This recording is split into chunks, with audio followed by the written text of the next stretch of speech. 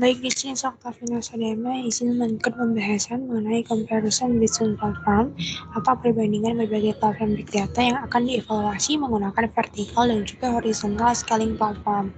Dan dalam konteks platform big data, VSP atau vertical scaling platform merupakan platform yang meningkatkan kapasitas dengan menambah sumber daya pada satu node tunggal. Sedangkan HSP atau horizontal scaling platform adalah platform yang meningkatkan kapasitas yang menambah node atau server tambahan ke dalam cluster. Dan berdasarkan jurnal terkait, pemeringkatan ini bergeser dari skala 1 atau rendah sampai skala 5 atau tinggi.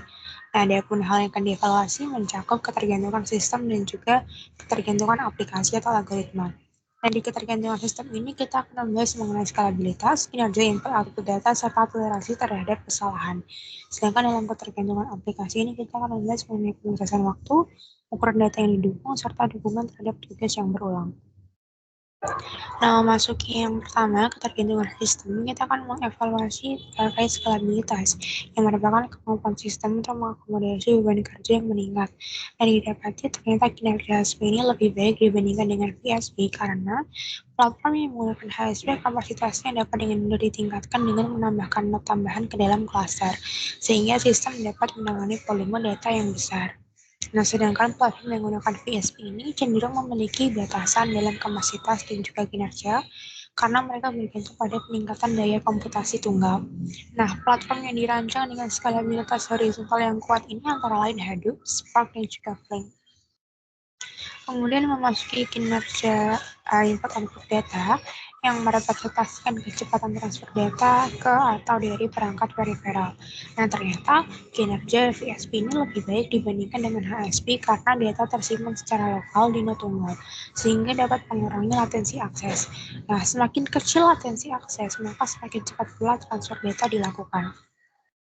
Kemudian terdapat evaluasi terhadap toleransi kesalahan. Nah, toleransi kesalahan ini merupakan matriks evaluasi operasi sistem apabila terjadi kegagalan komponen. Dan platform dengan HSP ini memiliki kinerja lebih baik dalam mentoleransi kesalahan dibanding platform VSP karena data direplikasi di beberapa node. Hal ini memungkinkan sistem untuk tetap beroperasi bahkan jika satu atau beberapa node mengalami kegagalan. Nah, kesimpulannya bahwasanya HSP ini cenderung lebih unggul dalam hal skalabilitas dan juga toleransi kesalahan, sementara VSP ini memiliki keunggulan dalam hal kinerja input output data. Nah, kemudian memasuki evaluasi selanjutnya yaitu ketergantungan aplikasi atau algoritma. Terdapat beberapa hal yang akan dievaluasi. Yang pertama adalah pemrosesan waktu, di mana pemrosesan waktu ini lebih cepat apabila menggunakan solusi pencolokan vertikal karena data dan juga pemrosesannya berada dalam satu server tunggal gitu, atau udah berada dalam satu server yang sama. Kemudian evaluasi kedua berkaitan dengan ukuran data yang didukung, di mana VSP ini memiliki batasan pada ukuran data yang dapat diproses karena kapasitasnya bergantung sekali pada kapasitas server tunggal. Nah, sedangkan HSP ini menangani volume data yang besar karena mereka tuh dapat dengan mudah menambahkan node tambahan ke dalam cluster. Sehingga platform dengan horizontal scaling ini memiliki kinerja yang lebih baik apabila dibandingkan dengan vertical scaling. Nah, yang terakhir terdapat evaluasi terhadap dukungan tugas yang berulang, di mana platform dengan vertical scaling ini memiliki kinerja lebih baik apabila dibandingkan dengan horizontal scaling. Nah, dalam banyak kasus, aplikasi yang memerlukan pemrosesan periodik atau jadwal yang konsisten dapat berjalan dengan baik pada satu server tunggal apabila ditingkatkan kapasitasnya.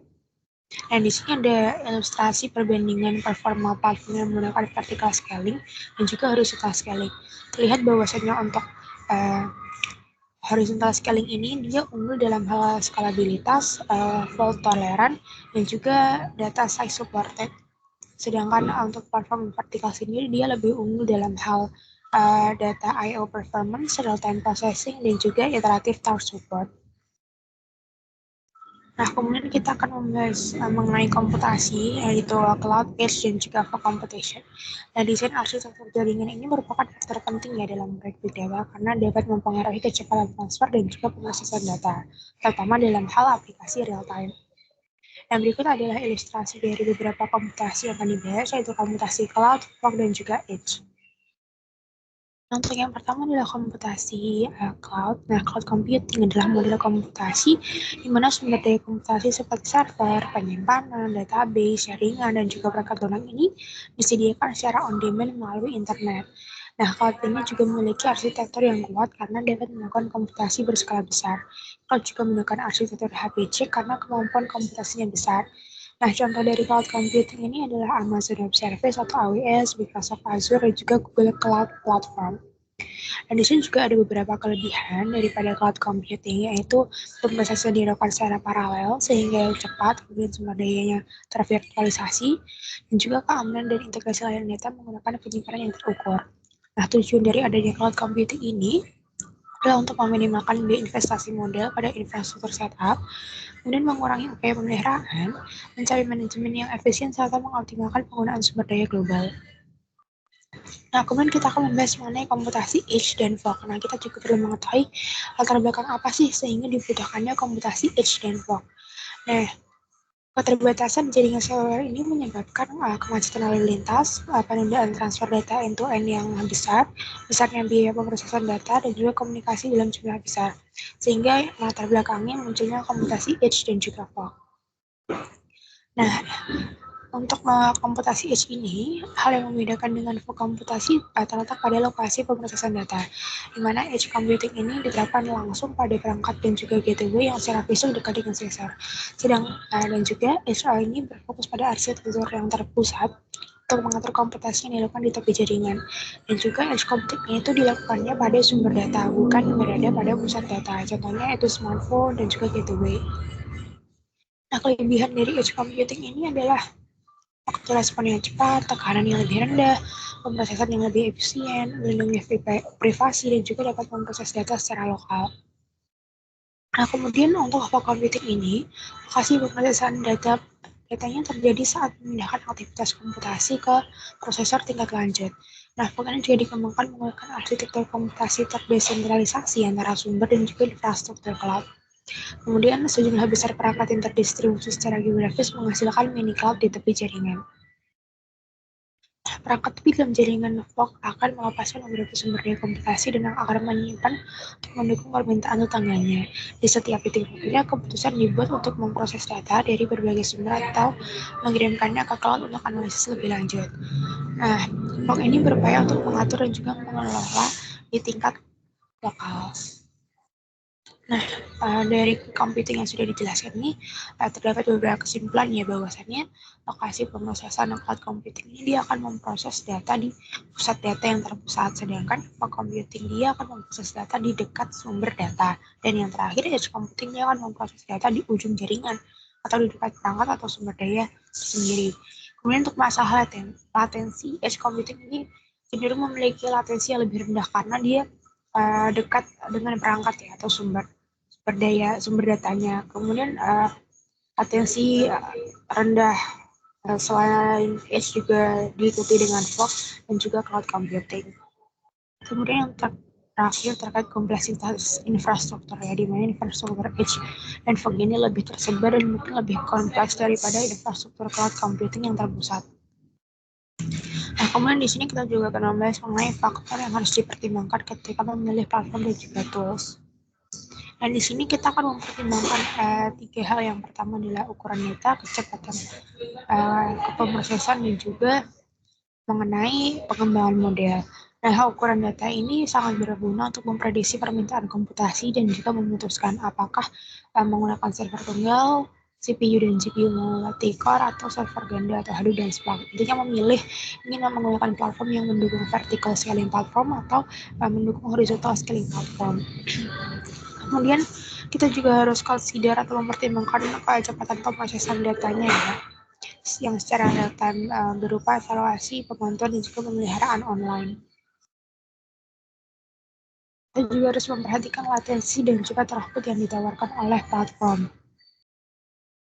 Kemudian faktor yang harus kita pertimbangkan di sini juga pengembangan modelnya atau bagaimana sistem melakukan fase pelatihan juga prediksi. Dan di fase pelatihan ini dilakukan secara offline, di mana memerlukan waktu untuk mengoptimalkan parameter model serta memerlukan peningkatan upaya penulis mengenai data dalam jumlah besar.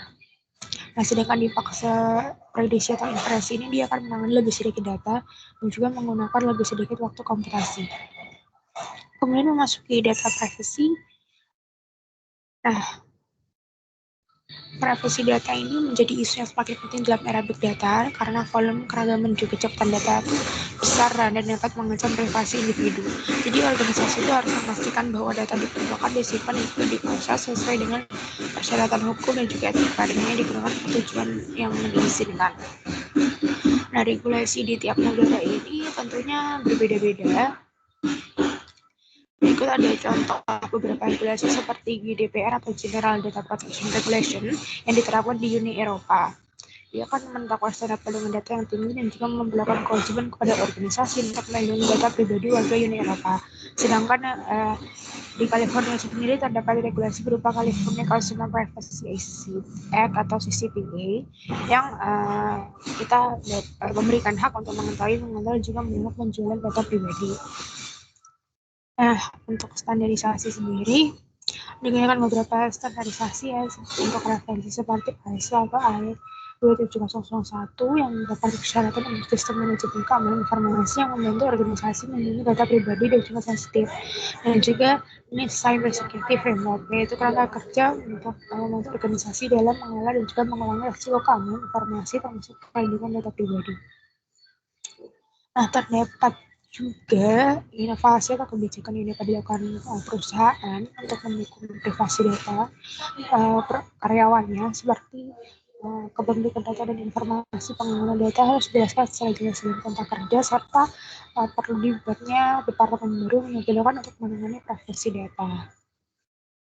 Sedangkan dalam hal solusi teknis diperlukan pengembangan mekanisme kontrol akses dan juga alat pelindungan data. Hal ini membutuhkan berbagai data hanya dengan kemungkinan yang berwarna untuk mencapai kebijakan menjaga privasi. Baik, itu saja yang bisa saya sampaikan. Terima kasih.